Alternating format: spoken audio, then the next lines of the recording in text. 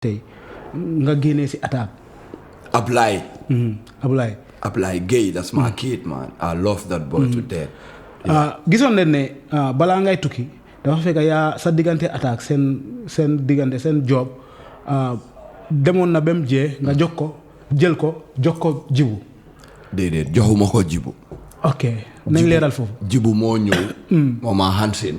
su ma néeg. man joxuma attaque jibu de. jibu moo ñëw su ma néeg. ma toog ak Hansin mu ne ma yaa ngi fii rek di dem Sénégal di ñëw. ndóo bi jox ma ko. ma ne ko Hansin loo si wax. attaque mu ngi toog man at that time mënumaa jëndal attaque mbuuru mënuma koo jëndal boxa ma gis ku ñëw bugg a def si moom pour mu dimbale ko.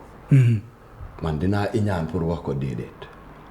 ma ne ko dimbale ko saa noonu benn contrat amuñ benn contrat. Mama Jibu amut su gaay amee na ko génnee amut daf ko doon jàppale parce que dafa yaaga like style ndóo bi. parce que ñëw ba suma side di ma ne booy jox ma sa ndóo ma ne ko hey nekka sa side kii suma doom la kii dama ko bugg a dimbale parce que kii moom a gën a garaaw te kii dina def loo xam ne nii yéen sax doo leen ko def comme dama teel a gis loolu si moom xam nga. so dama ko teel a génnee si mbedda bi indi ko suma side so bu ma gisee mu ngi liggéeyaa jibu ñaata yoon ma dem Sénégal ñëw ñaata moon su génnewul ko sa vidéo loolu moo indi Badu Jaak. waaw ma ñëw rek dama mer ma ne ko nañ dem fekk mu ngi amee bit bi attaque mu ne ma Badu Jaak kirib karan yi ma ne ko lii moo laa taal so nañ dem ñu dem si stylist maa fay stylist 300 mu record ñu Badu Jaak te at Badu Jaak vidéo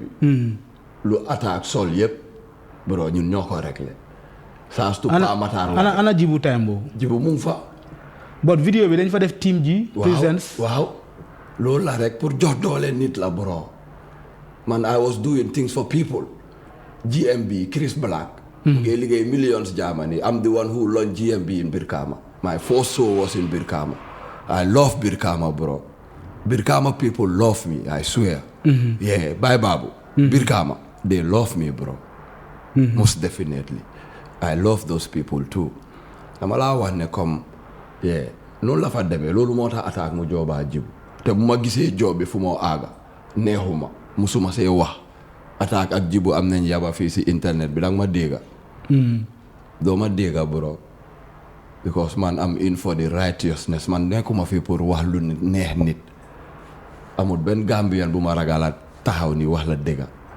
parce que su ma rongee dama dee bugga nga wax ma dégga te man critiques moo ma liggéey yeah so nii la fa demee after bu ma gisee attaque mu ngi liggéeyaa jibu mu ngi xaw a waste time kirib kala ma ne ko son kaa ñu record track because time boobu moom tamit moromam yaayee ñëw si kawam ko soo bàyyoon xel that time moom moo ëppoon adversaire xam nga ku nekk rek attaque parce que Gambia music moo mel noonu waaw soo nekkee si ron soo buggee ñëw foog nga cokkaas ñu si kaw loolu is normal ñun sax buñ buggee rambala bi taxaw dañ dem di dis ñoom Killa Ace ñoom Smoke Doctor xam nga te ñooñu mag xam nga def fi loo xam ne nii ñun defuñ ko waaye dañ bëggoon ta jar soo nit ki waruloo mer si loolu waaw loo def ba mu la njëriñ su ko keneen di def pour mu njëriñ ko bul mer waaw so lii ma ne waaye man I don't have no problem with jibu or attack or anybody waaye this is the truth yeah comme society bi xam ne ne comme like xam ne ne like you and attack you smooth te attaque after dafa mujjee génn si yow comme man si suma déggin dama déggoon ne comme dafa génn si yow mu dem si jibu mu saayin karab noonu so loolu leer na léegi afterwards sa relationship let's discuss your relationship with attaque ba bu muy blow muy feesal start ba yaa ngi Europe yaa ngi grind sa carrière waat Europe balal ma to use that word mu ngi cool understand it's the truth bro yeah yaa ngi grind sa carrière Europe let's discuss your relationship with attack afterwards. Wow, no, after bu ma génnee Gambia, I lost all contacts with all Gambian artists. Even attack. Waaye yow waaye man xam nga attaque du suma morom man yaayi attaque laa xam. yaayi attaque mu ngi Birmingham. waaw man bu ma doon xam yaayi attaque Gambian music attaque buloo ya gut. ok. yeah attaque Badu Jack moo ko buloo. Badu Jack mooy woy bu tax Gambia xam attaque. waaw Badu Jack yaa ngi si sa last ligne pour nga travel. waaw fekk taay yooyu man suma bopp 100%. waaye. yeah so man maa ngee dem si kan laa koo bàyyi suma side la gaay nekkoon bu ma tukkee. balaa gaay di am seen deal and all so mooy loolu. it's good njuga xam na yëpp. yeah so attaque suma doom la. attaque daf daan display gaay seen kër ñu call ma dem foofu noonu takka ko nii mu toog réglé ko ba mu ne coj. yeah dama am cër man rek maa am right si ndóo boobu Gambia fii man kese. te dama ko yaakamtee gis xam. macha allah parce que star la daf ma sigil. yeah daf ma sigil he keep my name alive. si ku wax attaque loo dee wax ndóoyi kan. Baye Babu. so lii moo tax ma ko doon def. moo tax ma wax la ko si beginning ma ne la landlord sa legacy bi du mu sa génn fii. yeah man because sa legacy bi is one of the 3 best still now moo nekk di rap comme yow noo ko fi bàyyee woon. ba léegi noonu la fi mu nekk. léegi in the future. yaa ngay liggéey. you were working your albums in Europe. comme ñu bari dañ gis ne yaa attaque seen diggante there is a blacklist in the music side comme gisuñ any collab. any xam nga understand nga. waaw any invitations attaque def na fi like. comme soo gisee man ma koo wax.